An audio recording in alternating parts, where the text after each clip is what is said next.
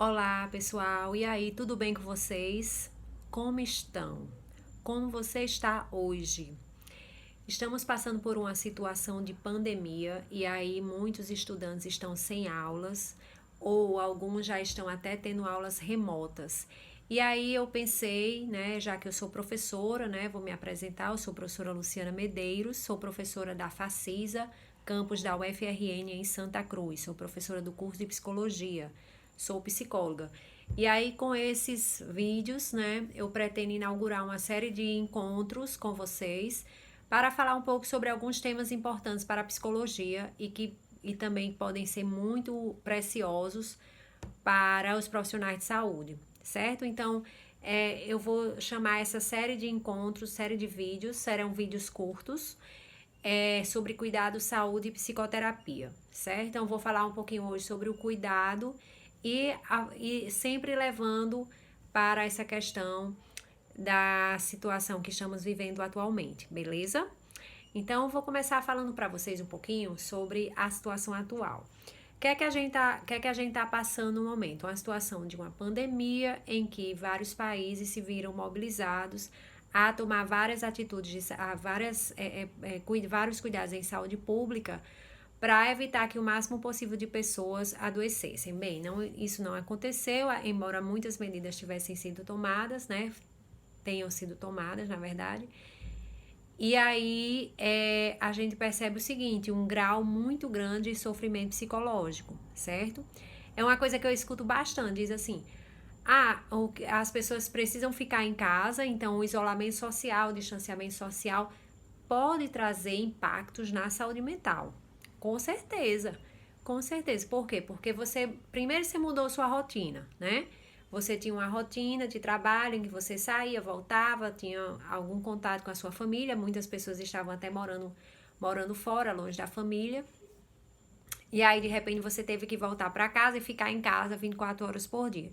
Isso aí já é uma mudança. E às vezes temos dificuldades em adaptar com mudança, certo? É ansiogênico você se deparar com certas mudanças.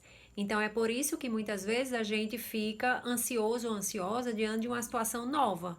Tipo, você vai dar a sua primeira aula, você vai encontrar com o seu paquera, você vai para o seu casamento ou para alguma situação que demanda uma postura nova sua. Então, isso daí gera ansiedade. Então, mudar a rotina é um aspecto. O segundo aspecto é o medo. O medo de quê?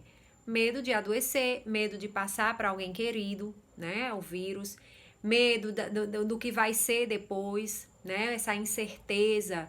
Como vai ser amanhã? Como vai ser no final do ano? A gente não esperava, por exemplo, que ia passar o São João em casa, né? Então, todo mundo agora está se deparando com a necessidade de ficar em casa no São João, que é uma festa que todo mundo gosta, né? Mobiliza muitas cidades, né? Então, agora a gente está numa situação em que a gente está percebendo que Dia das Mães, Páscoa, já foi tudo em casa. E o São João também. Quanto tempo, né, em casa? Quanto tempo mais a gente vai ficar nessa situação de hospitais cheios, profissionais de saúde adoecendo e a gente com medo que nossos familiares também adoeçam e a gente também não quer adoecer. Então, isso daí já é um gerador de ansiedade para 99% da população, certo?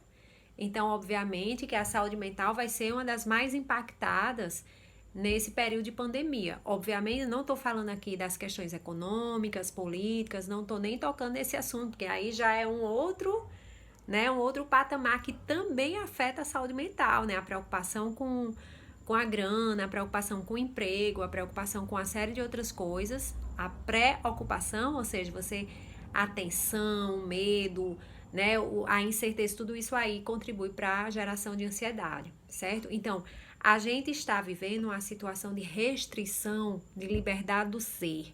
Luciana, como assim? Restrição da liberdade do ser? Bom, eu estou usando o termo heideggeriano, né, de Martin Heidegger, um pensador alemão, né, que viveu no início do século XX e que ele trabalhava muito essa questão do ser aí, né? Ou seja, somos seres que estamos jogados nesse mundo para aprender a viver, para aprender a conviver e para aprender a construir o sentido da vida. Então a gente está no momento, e normalmente a gente tem uma liberdade de construir esse sentido. A gente tem uma certa liberdade dentro de uma circunstância histórica, obviamente, que eu não posso fazer tudo, não tenho condições de fazer tudo que eu quero, mas existe uma certa circunscrição histórica que me permite fazer algumas coisas, que me permite fazer algumas escolhas. Então, o que é que a gente tem agora? A gente tem agora uma certa restrição dessa liberdade de ser, né? Porque a gente está numa situação em que tem muitas restrições, há muitos fechamentos, e aí a gente não pode fazer tudo o que a gente poderia fazer se estivéssemos numa época, né, como era antes. Então, assim, isso também é gerador de ansiedade. Para algumas pessoas pode ser mobilizador, para outras pessoas pode ser paralisante. Então, é por isso que a gente precisa identificar como é que a gente está nesse momento, como é que eu estou, por exemplo, o que é que eu estou fazendo com a minha circunstância, né, com a minha circunscrição histórica, certo? E aí, diante de toda essa situação, é óbvio que vão aparecer sintomas de ansiedade, depressão. Então, há muitos relatos, tanto nas redes sociais quanto na própria literatura que já vem sendo construída sobre a temática. A gente encontra muitas pessoas com sintomas de depressão e ansiedade, principalmente quem já tinha antes. Pessoas que já sofriam de transtorno psicológico, de algum tipo de transtorno psicológico, ou algum sofrimento, ela pode estar pior agora, né? E aí essa pessoa ela precisa de apoio, ela precisa de atenção, ela precisa de cuidado, certo? Então, como é que a gente pode promover esse cuidado para essa pessoa, já que a gente está distante de todo mundo? Então, a gente pode aproveitar as redes sociais, a gente pode aproveitar a tecnologia para aproximar-se dessas pessoas, para dar acolhimento a essas pessoas, tá? Então, todo profissional de saúde é competente e é capaz para fazer um acolhimento, para dar um apoio psicológico, emocional, psicossocial, seja lá o nome que você dê a isso. Mas assim, todo profissional de saúde é capaz de fazer um acolhimento. É claro que ele também está passando por essa situação. Então, a gente precisa ter isso em mente. Tipo, eu sou psicóloga, eu estou passando também por essa situação. Então, não dá pra gente estar disponível o tempo todo, mas a gente pode se trabalhar para que a gente possa cuidar mais das pessoas, tá? Então, quem é psicólogo precisa se cuidar. Se cuidar por quê? Para poder cuidar do outro. Como é que você não está tendo o seu próprio apoio emocional? Como é que você não está se sentindo bem? E aí você vai ajudar outra pessoa com conselho ou com escuta. Psicólogo não dá conselho, tá, gente? Mas eu tô dizendo assim, né? Às vezes com um amigo e tal, certo? Então, é muito importante que a gente consiga desenvolver essa noção de acolhimento, ou seja, essa escuta sem julgamento, né? Sem aconselhar e sem dizer ao outro o que tem que fazer. Mas é ouvir a pessoa e tentar compreender o que ela tá passando, valorizar o que ela tá passando, certo? É ouvir a pessoa sem ficar dando conselho, sem ficar julgando. Ela quer um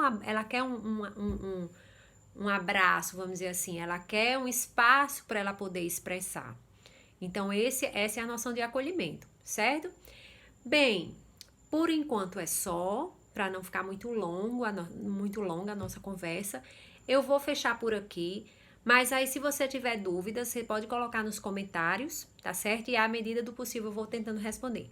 No próximo encontro, aí eu vou falar um pouquinho mais sobre a questão de como a gente pode fazer uma escuta mais qualificada, tá bom? Beijo e até a próxima!